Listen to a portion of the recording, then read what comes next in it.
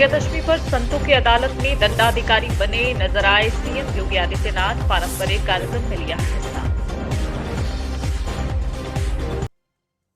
Israeli army का बयान, ground attack के लिए हम तैयार, बस आदेश का इंतजार।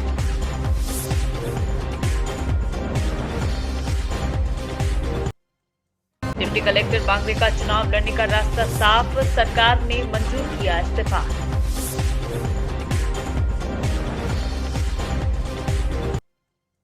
गृह मंत्री विज का बड़ा एक्शन, हरियाणा में 1 वर्ष से लंबित मामले नहीं निपटाने पर 13 जिलों के 372 आईओ को सस्पेंड करने के आदेश।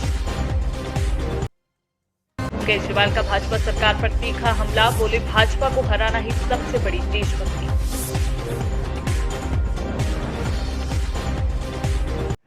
जहां एक ओर देश भर में दशहरा उत्सव की धूम है, तो जगह जगह लंकाधिपति रावण के पुतले जलाए जा रहे हैं।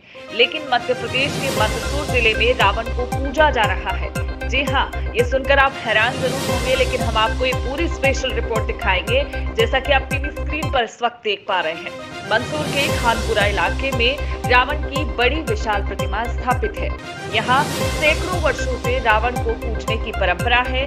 बताया जाता है कि नामदेव छिपा समाज लंका नरेश रावण की पत्नी मंदोदरी को अपनी बहन बेटी मानता है। इसी कारण रावण को यहाँ जमाई का दर्जा मिला हुआ है। दशहरा पर्व आने से पहले ही नगर पालिका द्वारा रावण की विशाल प्रतिमा को रंग रोगन किया जाता है, सजाया जाता है और आकर्षक रोशनी भी यहाँ की जाती है। आज दशहरा है और दशहरे के दिन सुबह से ही लोग रावण को पूजने के लिए पहुंचे।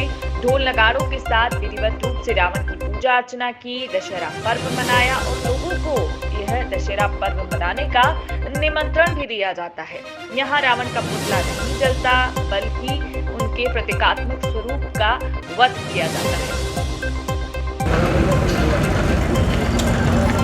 रावण की पूजा की जा रही है मंदसौर शहर खानपुरा में, खाकर प्रतिमा भी है। क्या महत्व है और क्या मान्यता है इसमें? रावण का ससुराल मंदसौर को माना जाता है। मंदसौर रावण का ससुराल है। खानपुरा क्षेत्र में रावण की प्रतिमा 51 फीट प्रतिमा और 51 वर्ष पुरानी प्रतिमा यहाँ बनी हुई है। तो यहाँ नामदेव समाज की महिलाएं एवं सभी नामदेव समाज और देखा जाए तो पूरे मंदसौर के सभी नागरिक रावण के यहाँ पूजन करते हैं, दर्शन करने आते हैं। और मेन जो यहाँ भोग लगाया जाता है वो दाल बाटी चूरमा का भोग यहाँ लगाया जाता है। रावण की पूजन की जाती है। काफ़ी महत्व, मतलब जमाई है यहाँ के, तो उनका पूजन किया जाता है, अर्चन किया जाता है। साथ ही रात को प्रतिमा का वध भी किया जाता है, ताकि बुराई पे अच्छाई की जीत का प्रतीक जो है राम भगवान की जो है आराधना वो की जाती है। इसी के साथ बहुत ही धूमधाम और उत्साह के साथ ये पर्व मंदसौर शहर में मनाया जाता है। धन्यवाद। मेरा नाम महेश जुनवाल। धन्यवाद। नामदेव समाज की मान्यता है कि बुराइयों का वध भी किया जाना चाहिए।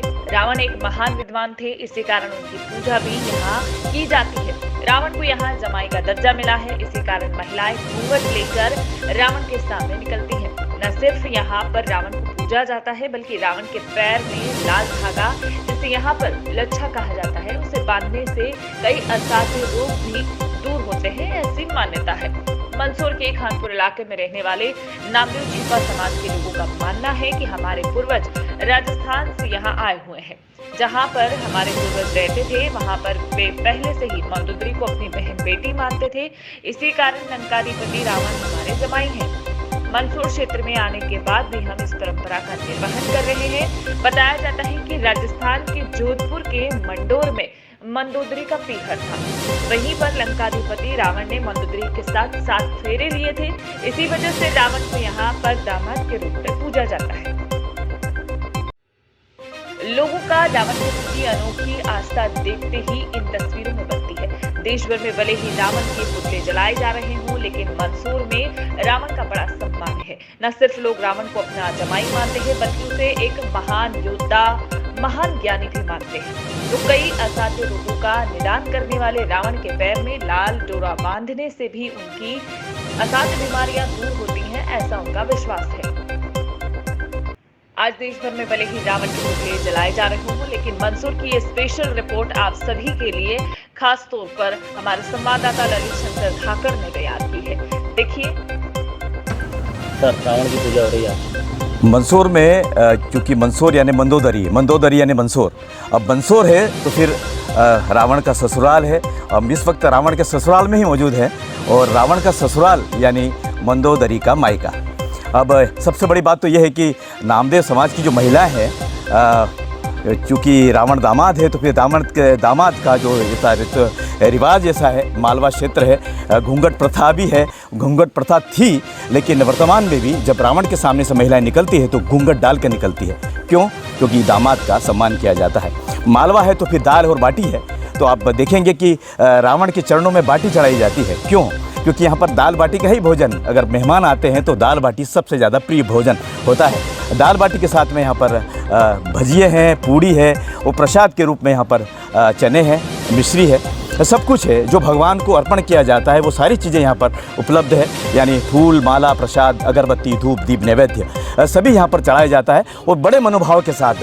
और मैं ऐसे भी एक व्यक्ति से मिला हूँ जो रावण महाराज की जय के नारे यहाँ पर लगा रहे थे, तो बड़ा अच्छा लगता है कि भारत है और भारत में अलग अलग संस्कृति है और संस्कृति को मानने वाले लोग दिल से मानते हैं। और एकांतरा होता है तो फिर रावण के बाएं पाँव में लच्छा बांधा जाता है और लच्छा बांध के ये कामना की जाती है कि घर में जितने भी सदस्य हैं वो निरोगी रहें, बीमार ना पड़े।